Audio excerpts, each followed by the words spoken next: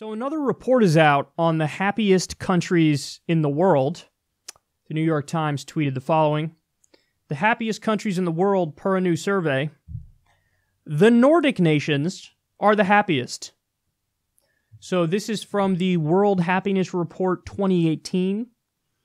And they say that Finland is number 1, followed by Norway, Denmark, Iceland, Switzerland, the Netherlands, Canada, New Zealand, Sweden, and Australia. For those of you who are curious, the United States is 18th out of 156. So we didn't do bad, but we are getting absolutely routed by the social democracies. So they say about the U.S., quote, though the economy is generally strong and per capita income is high, it ranks poorly on social measures. Life expectancy has declined, suicide rates have risen, the opioid crisis has worsened, inequality has grown, and confidence in government has fallen. So, you know, people might be wondering, wow, how can this be? All those other countries are ahead of us. But for people who follow this stuff on a regular basis, we actually file this under the category of duh. Because every time they do this report, they come back with the same conclusion, which is Scandinavia is just by far and away destroying everybody. And there are multiple reasons for that. By the way, I think the methodology accounts for a few different things. So first of all, they ask people on a scale of 1 to 10, how happy are you? And the bottom line is the people in the social democracies in the Scandinavian region report significantly higher than the rest of the world. But then it also includes quality of life, GDP, median income, and stuff like that. I was reading through the methodology the other day, and it was a little confusing because I don't know if they put the onus on the self-reporting on the scale of 0 to 10, or if they put the onus on the latter, which is the empirical, measurement of how good the healthcare system is, how much time off they have, or whatever the case is. But it's a mix of factors. And listen, if you go talk to somebody from one of these places, and granted it's anecdotal, but I think it's worth something, they'll tell you, man. They'll be like, yeah, I mean, what do you want us to say? They have free healthcare. Many of these places have free education. They have strong middle-class wages. Many of them have high unionization rates. They get, in some of these countries, it's up to like a month paid time off by law every year. So this isn't fucking rocket science, dude. This isn't rocket science. This is countries that are a healthy mix of capitalism and socialism do really well. That's what a social democracy is. It's the last train stop in the ideology, the economic system of capitalism before you get to out-and-out socialism. That's what this is. It's another word for social democracy is welfare statism, which again, that's viewed, that has a massive negative connotation in the U.S.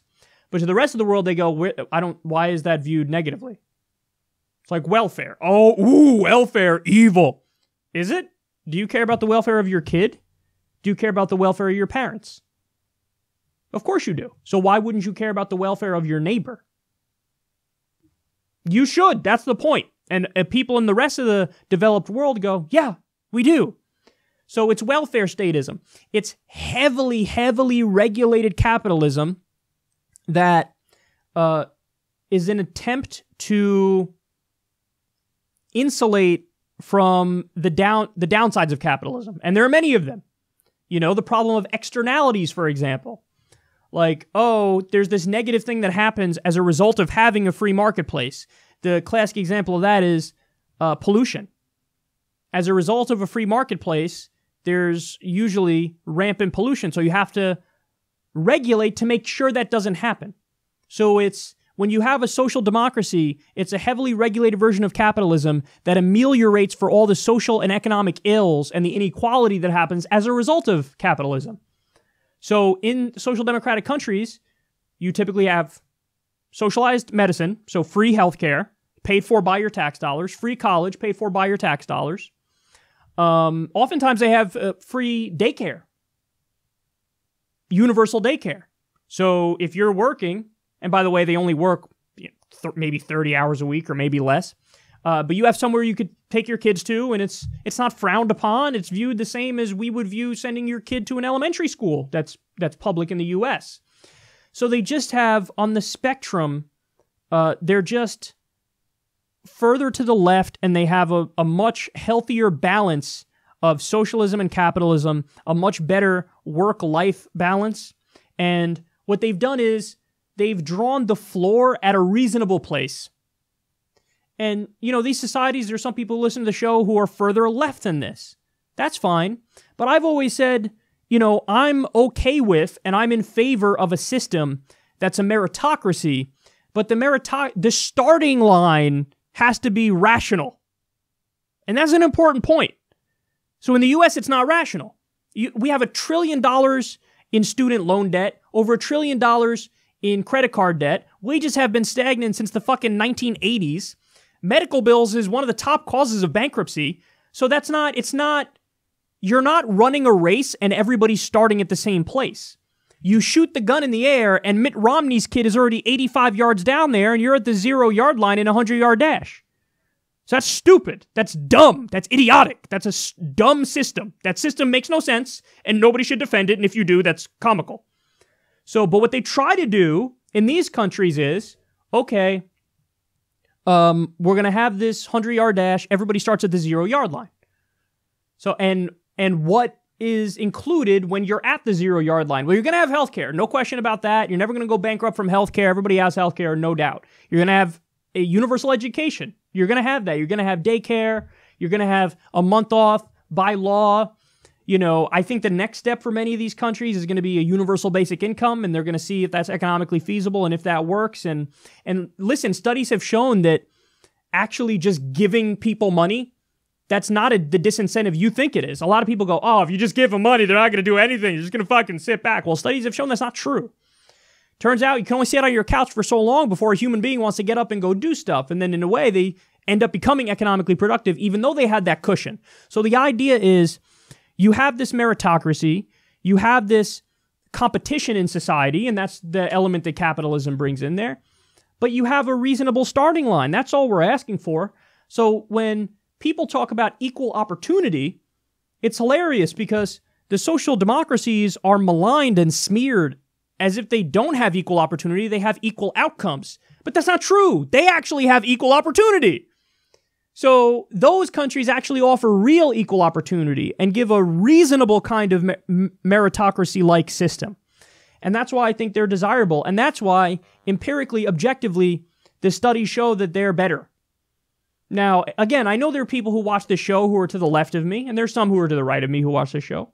But my response has always been, because people have asked me, hey, why aren't you further left? Why aren't you an anarcho-syndicalist like Noam Chomsky or somebody like that?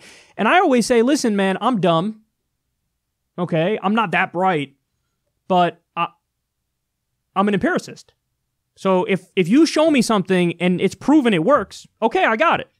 Now, we can have a theoretical, philosophical discussion about some sort of utopian system that can be a lot better than what we currently have in Scandinavia with the social democracies.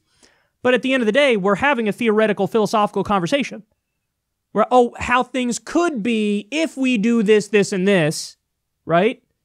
And I'm all for having that conversation, but don't pretend like no, that'll definitely work out better than what we have in Scandinavia. It'll definitely work out better. You don't know. You might think it will for reasons, and maybe there's some valid reasons in there, maybe. But we know that those systems work, and they're the best in the world right now. So I often describe myself as populist left. I believe in economic leftism, and on social issues, I also describe myself as libertarian left, because on social issues, live and let live, man. You make your own decisions. I'm not authoritarian by any stretch of the imagination. But the countries that exist in the world and the systems of government that exist in the world that embody that philosophy more than anywhere else are the social democracies in Scandinavia, and they just happen to be absolutely dominating. the happiness report. So I think this is really strong evidence that this is the way to go. And by the way, Bernie Sanders' movement is all about that. He describes himself as a democratic socialist, which is a little further left on the political spectrum. But when you listen to what he's actually for issue, he's a social democrat. He's a New Deal Democrat. That's what that is. That's exactly what this is. So there's a reason why that's popular, in my opinion. It's a very clear-cut system that everybody's asking for. And we know because the evidence shows that these systems are awesome. And then I just want to address one criticism from the far right of the points I'm making. Because a lot of people on the far right will listen to me and they'll go, oh, that's it. No, he's right. You're right, Kyle. You're right. But a lot of those places are homogeneous. Oh, God, here we go. In other words, those countries are just so white. That's why they're wonderful. Okay. Number one, I reject that on its face because your causation correlation issue, right? Like, oh, they're white, therefore that's why they're good. But